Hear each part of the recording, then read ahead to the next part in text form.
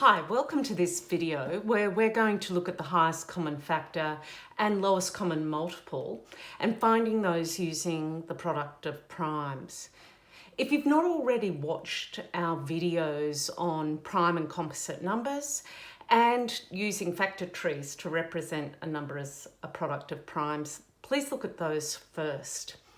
You'll find links via the channel. Now, normally when we're asking students to find the highest common factor, so the largest number that they have in common that is a factor, we get students to list, preferably in increasing order, the factors of the numbers. But this can be challenging for students on a number of levels. One, remembering the factors and identifying the factors, which if we're getting them to list them like this, requires them to remember their times tables. And it's easy to leave one or two out and miss it.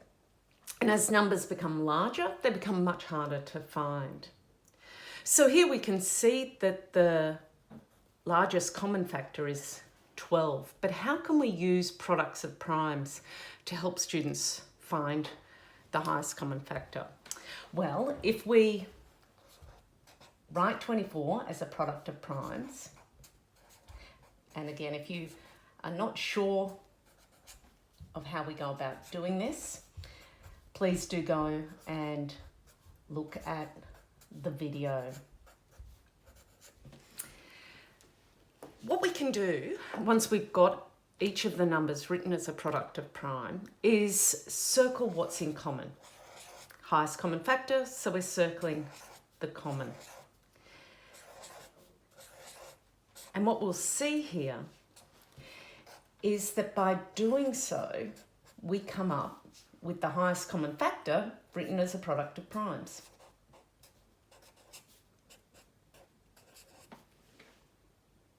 So yes, writing each number as a product of primes often requires students to go back and do a factor tree. But if we've done that initially in our lessons and we've had students keep a record of each number as a product of prime, it makes it a lot easier for them to find this highest common factor. And knowing that is essential for skills such as simplifying fractions. So if we had the fraction 24 on 36, the student could have written it as factors, products of primes.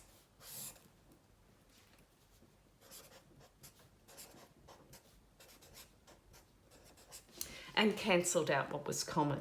By cancelling out, we're dividing. So 2 divided by 2 is 1, 2 divided by 2 is 1, and 3 divided by 3 is 1. And so we're left with 2 on 3, 2/3, which is 24 on 36 simplified. Simplifying being taking out the highest common factor or dividing by the highest common factor.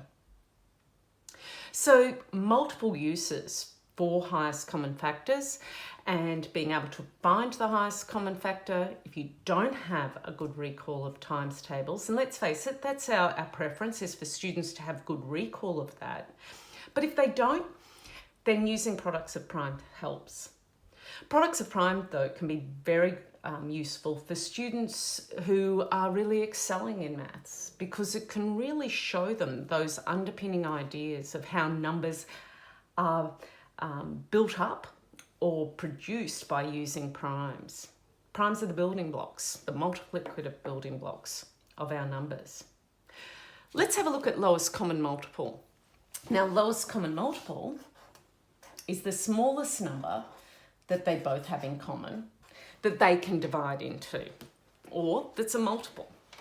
Again, what we might do is get students to list all the multiples of 24 and 36, but that becomes quite challenging because the numbers are large. They could look at 24 times 36. That will be a multiple, but it won't be the lowest multiple. So how can we use products of primes to help them find the lowest common multiple? Well, 24 again is 2 times 2 times 2 times 3. 36.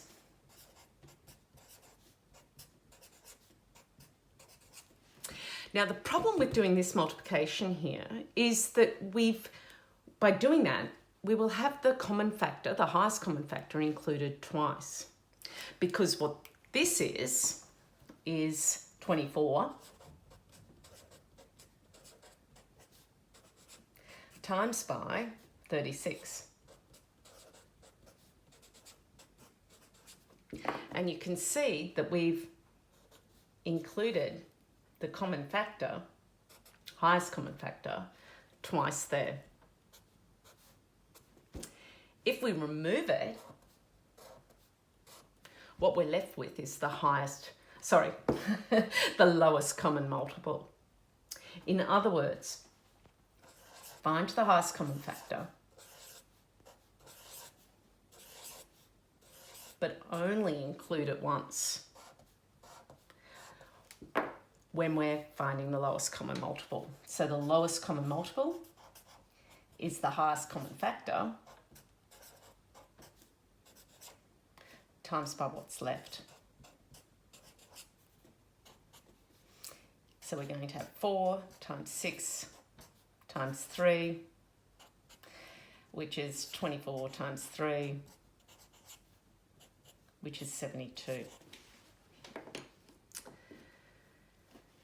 So highest common factor, lowest common multiple, find them using products of primes. Makes it a lot easier than just relying on your times tables. I hope you found this video useful. Look out for the next video, which will be using products of primes to find square roots and surds and to simplify surds. And that's where you can see how you can really extend students' knowledge using primes. Make sure you hit subscribe and head on over to learningu.com.au to check out our resources over there and our online courses for teachers. Thank you.